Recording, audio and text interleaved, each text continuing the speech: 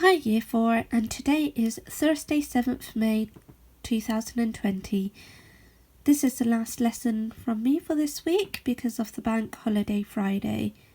So, your learning objective today is to write my imaginative story. First of all, I want you to spend around 5 minutes verbally retelling the story of your S-plan from yesterday. You could share this with an adult and see if there's anything you might want to edit or change on your S-plan. So today you will be writing your own version of the dragon story using your completed S-plan from yesterday. What writing skills do you think you will need to use and include to make your story really exciting? Pause this video for 30 seconds and list all of the writing skills that you can think of. Let's start by looking at a narrative writing checklist. So the beginning.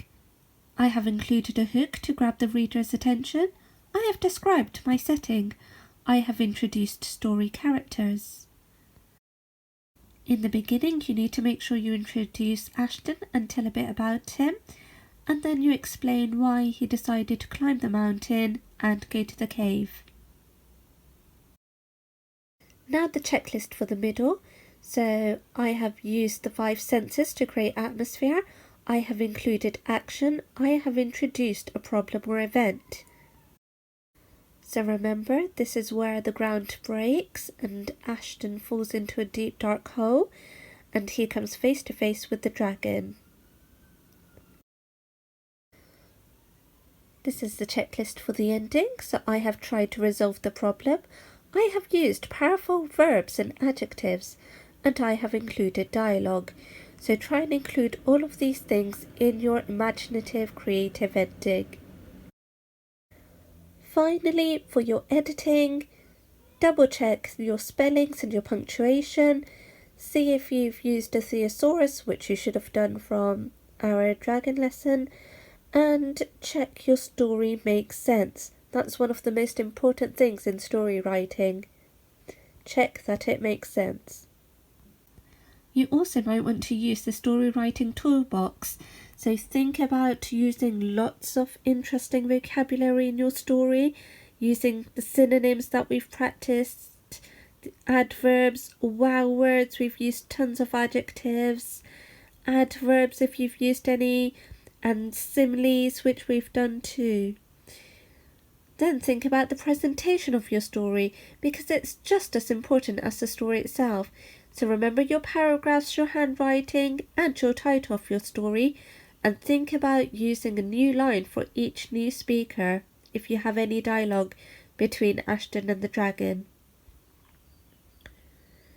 Every great story has interesting characters, and you have got some amazing characters already. You've got Ashton and you've got the dragon.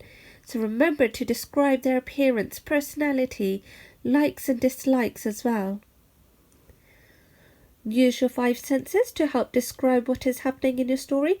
Think about what you can hear, see, smell, taste and touch, not only for the cave, but for other parts as well of the story. And don't use the same sentence starter over and over again. You've practiced with some fronted adverbials.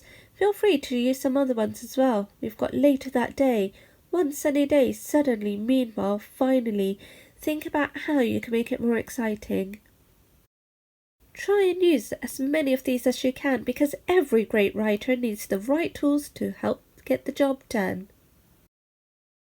A copy of both of these sheets is available on the website, so do look at them and use them for your story writing. Please do send us any stories that you write. We'd absolutely love to read them. Bye Year 4, I'm now off on an adventure with the dragons. Have fun with your dragon stories and write your own adventures. Bye!